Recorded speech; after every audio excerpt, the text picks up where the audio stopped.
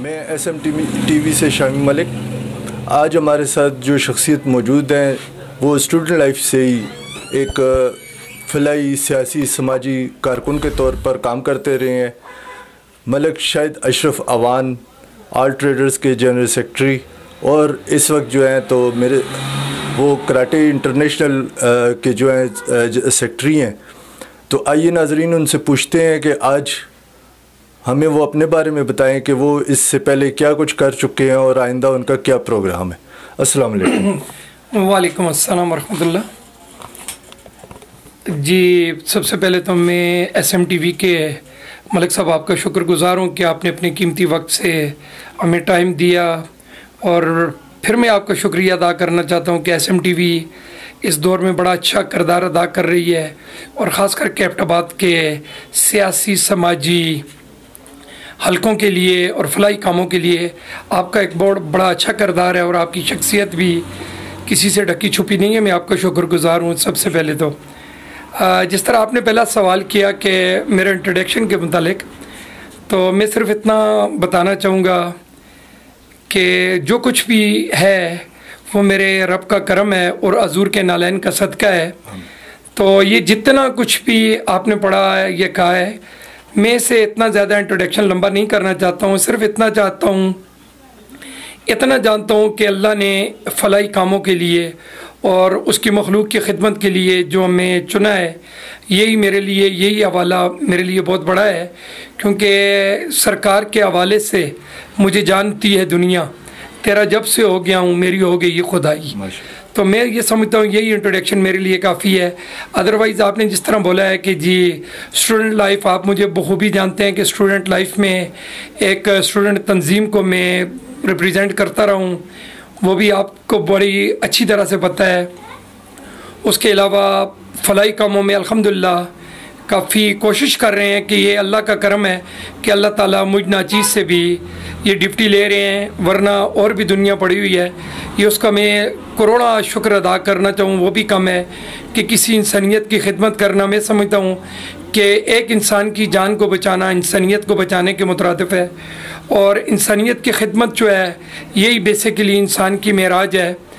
तो आजकल जिस तरह का ये सैलाब ज़दगान का मामला चल रहे हैं और ये थैलेसीमिया के हवाले से जो मामला चल रहे हैं, अल्हम्दुलिल्लाह इससे पहले रब कायनात ने मुझे ये बड़ी हिम्मत अता की है कि मैं ब्लड डोनेशंस को, एक अपनी पूरी तंजीम को, अल मुस्तफ़ा ब्लड डोनर्स को रिप्रेजेंट करता रहा हूँ, और अल्हम्दुलिल्लाह इससे पहले 40-42 दफ़ा ब्लड डोनेट कर चुका हूँ अपना। और हमारी तंजीम अभी भी जो है वो ब्लड के मामलात में अपना काम कर रही है। उसके अलावा कराटे से मेरा ताल्लुक़ है, पाकिस्तान टीम को रिप्रेजेंट कर चुका हूँ, इंटरनेशनल इवेंट खेल चुका हूँ, इंटरनेशनल ब्लैक बेल्ट 4 डाउन हूँ, और हज़ार डिवीज़न कराटे एसोसिएशन का सेक्रेटरी के तौर पे काम कर रहा हूँ। और उसके अलावा ट्रेड के हवाले से कचहरी रोड का प्रेसिडेंट हूँ, और कैंट सिटी ताजर ताज जो कि आल ट्रेड की हमारी तंजीम है पूरे डिस्ट्रिक्ट एबटाबाद की, उसका जनरल सेक्रेटरी हूँ। बस यही एक मेरा तारुफ है। अच्छा सर, ये तो आपका तारुफ हो गया। अब हम बात करते हैं कुछ मौजूदा हालात के मुताबिक। तो आप क्या समझते हैं कि इस वक्त जो ताजर तंजीमें काम कर रही हैं, क्योंकि बहुत सी स्प्लिट हमें नज़र आ रही हैं एबटाबाद की खुसूसन ताजर तंजीमों के दरमियान, आप उसको किस तरह देखते हैं? मैं समझता हूँ जी कि इस वक्त मौजूदा हालात में इंतहाई पुरफतन हालात हैं हमारे, ख़ास करके ट्रेड के हवाले से हमारे ताजर इस वक्त इंतहाई मुश्किल हालात में हैं। क्योंकि सबसे पहली चीज़ ये है कि अभी आपने देखा है हमारी सप्लाई मंडियाँ, हमारा ये एबटाबाद के जितने इलाके हैं जो कि नजायज़ तजावज़ात की वजह से, जिसकी वजह से हमें प्रॉब्लम क्रिएट हो रही है, उसमें सबसे बड़ी बात, अगर ताजर भी कोई परेशान है तो वो सबसे ज़्यादा ख़ास करके कैंट का जो डिपार्टमेंट है, कैंटोनमेंट बोर्ड, वो जो है उसने अभी भी, मैं आपको निशानदेही करूं, अगर आप अलबदर मस्जिद से लेके तो बरनाल तक चले जाएं तो आप खुद ही अपनी आंखों से देख लेंगे कि किन नालों पे, किन कसियों पे जो है वो प्लाजे बने हैं। यही हमारे लिए लम्हा फिक्रिया है कि जिसकी वजह से कल को आज सप्लाई या मंडियाँ डूब रहा है, कल आइंदा आने वाले दौर में एबटाबाद शहर जो है वो डूबेगा, और इसमें भी कश्तियाँ चलती नज़र आ रही हैं। अगर उन्होंने मौजूदा हालात की नज़ाकत को जांचते हुए इन तजावज़ात का ख़त्मा न किया तो मैं समझता हूँ ये हमारे लिए बहुत मुश्किल होगा। और जिस तरह आपने कहा है कि ट्रेड के हवाले से, मैं समझता हूँ कि ट्रेड की एक ही तंजीम होनी चाहिए, क्योंकि हमने तो इलेक्शन जो है वो लड़ा है ऑलरेडी, एक बैलेट के ज़रिए हमने इलेक्शन कंटेस्ट किया है, एक जीता एक हारा, उसमें कोई प्रॉब्लम नहीं। लेकिन यहाँ की सिचुएशन इस तरह की है कि बहुत सारे लोग हैं, हर दूसरा बंदा जो है वो एक अपनी तंजीम बना के ताजरों के हकूक़ की बात कर रहा है। लेकिन ताजर भी समझदार हो चुके हैं, उन्हें पता है कि फोटो सेशन वाले कौन हैं और ताजरों की खिदमत वाले कौन हैं। तो ये आप मुझसे बेहतर जानते हैं कि कौन लोग आए रोज़ इंतज़ामिया के अलाकार बन के इन ताजरों के हकूक़ पे डाका डाल रहे हैं। ये मैं समझ रहा हूँ कि अगर ताजर कोई है तो उसके लिए सबसे बड़ी चीज़ उसका ताजर है, और अगर कोई ट्रेड है तो वो ताजर की वजह से है। ताजर ना हो तो ना ये सदारत है ना ये सेक्रेटरीशिप है।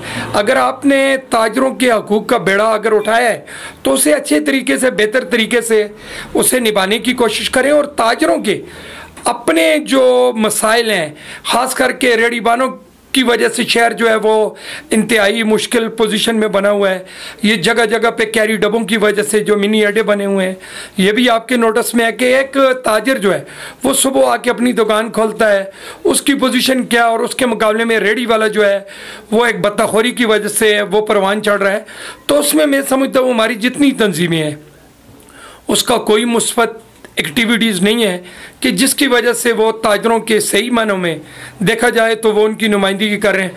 हर बंदा अपनी दुकानदारी के चक्कर में लगा हुआ है। तो हमारी कोशिश यही है कि अगर हम इनकी नुमाइंदगी का हक अदा न कर सकें तो हमें चाहिए कि हम साइड पे हो जाएं। अगर हम उनका हक अदा नहीं कर सकते तो हमें चाहिए कि हम ट्रेड की नुमाइंदगी ना करें, इन ताजरों पे जुल्म ना करें। और ये वाले मामलात जो हैं ये मैं समझता हूँ कि हमारे लिए अच्छे नहीं होंगे। सबसे बेहतर यह है कि इन ताजरों की वजह से हम हैं तो इनके हकूक़ की जंग भी हमें लड़नी होगी, इनके हकूक़ की बात भी करनी होगी। ख्वाह उसके लिए हमें इंतज़ामिया है, कोई भी डिपार्टमेंट है, उससे अपने शहर की बात ज़रूर करनी होगी। और ये हमारे लिए वाकई इस वक्त फ्लड की सिचुएशन जो बनी हुई है इसमें यही हमारे लिए बहुत बड़ा मसाइल है। आज आपकी बातें बिल्कुल ठीक हैं कि जी महकमा जाती तौर पर जो है तो इस वक्त बिल्कुल एबटाबाद को लावारिस छोड़ दिया गया है, और कोई ऐसा महकमा हमें नज़र नहीं आता जो बतखोरी के अलावा या अपने अफसरान के घर भरने के अलावा कुछ कर रहा हो। तो इसके साथ साथ क्या आप ये नहीं समझते कि हमारे जो नुमाइंदगान हैं असम्बली में जिनको भेजा गया है वोट देकर, उन्होंने भी कोई एबटाबाद को लावारिस छोड़ा हुआ है और कोई ऐसा काम नहीं कर रहे कि जो ताजरों की या आवाम की फलाह बहबूद के लिए हो? जी बिल्कुल, आपका ये जो क्वेश्चन है कि जिसमें अवामी नुमाइंदों की बात अभी आपने की है, इससे पहले मैं समझता हूँ कि मुश्ताक अहमद गनी साहब ने जो सिटी ब्यूटिफिकेशन का जो काम किया वो वाकई बहुत अच्छा था। लेकिन अभी जो उन्हीं की कोशिशों से मैं समझता हूँ कि एशियन तरक्याती बैंक का जो एक नया प्रोजेक्ट जो है वो शहर में जल्द ही लॉन्च होने वाला है, उसमें मैं इनको वाकई दाद दूंगा कि जिसकी वजह से हमारा शहर एक अच्छा शहर बनेगा। अभी तक तो लोगों के जहन में ये सवाल है कि ये काम कब लगेगा। हम भी देख रहे हैं ये काम कब लगेगा, लेकिन हम इससे पहले एशियन तरक्याती बैंक के जो अफसरान बाला हैं वो आए हैं, उनसे हमारी मीटिंग हुई है। लेकिन हमें उम्मीद है कि हमारा शहर इंशाअल्लाह एशियन तरक्याती बैंक के फंड से और इन्हीं हमारे जो अभी मौजूदा मेंबरान हैं जिनमें स्पीकर और मौजूदा गवर्नर के मुश्ताक अहमद गनी, और उनका सबसे ज़्यादा मैं उनको क्रेडिट दूंगा कि उन्होंने एबटाबाद के लिए अच्छे प्रोजेक्ट किए हैं। लेकिन जो चीज़ें रह गई हैं मैं आपके मीडिया के तवस्सुत से उन तक ही अपनी बात ज़रूर पहुंचाऊंगा कि जो चीज़ें आपसे रह चुकी हैं मैं उम्मीद करता हूं कि इस शहर को आप लावारिस नहीं छोड़ेंगे, तो हमारे इस शहर की तरफ भी तवज्जो देंगे, क्योंकि ये एक बहुत बड़ा प्रोजेक्ट है एशियन तरक्याती बैंक का। अगर ये हो जाता है तो इससे हमारा शहर बहुत ही खूबसूरत बनेगा और वाकई इसमें आपका क्रेडिट फिर उसको 4 चांद लगेंगे, क्योंकि अभी तक तो उसमें आगाज़ नहीं हुआ। लेकिन मुझे उम्मीद है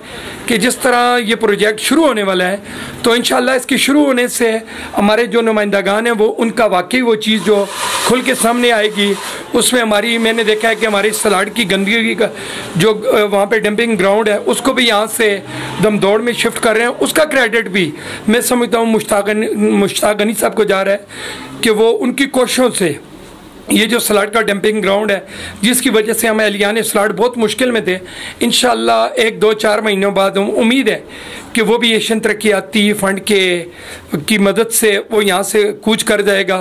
तो अगर वो भी कूच कर जाता है यहाँ से, तो एहलियान सलाड वाकई हमारे जो मोहसिन होंगे, जो हीरो होंगे, फिर वो ये नुमाइंदे होंगे। तो अभी हमारा जो बाल है वो उनके कोर्ट में है कि आया वो उसको कैसे खेलते हैं, हमारी उस गंदगी को यहाँ से मुंतकिल करवाते हैं, इस शहर की ब्यूटिफिकेशन के लिए कुछ करते हैं। अभी हम भी देख रहे हैं, टाइम भी है उनके पास भी और काम भी लगने वाला है, ये भी कुछ दिनों की बात है। अगर नहीं होता तो फिर आप खुद समझते हैं, सारी सिचुएशन आपके सामने है, फिर जो होगा वक्त के हिसाब से उसे हम मेंटेन करेंगे। बहुत शुक्रिया मलिक शाहिद अशरफ अवान साहब कि आपने अपना कीमती वक्त, आपने बातें सुनी है मलिक शाहिद अशरफ अवान की।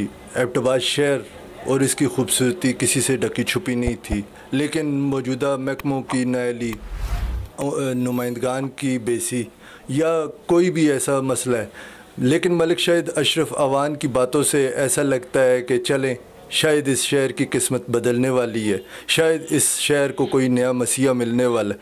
तो आप भी इंतज़ार करें, हम भी इंतज़ार करते हैं। अल्लाह करे कि ये शहर अपनी खूबसूरती पर दोबारा कायम हो। शुक्रिया।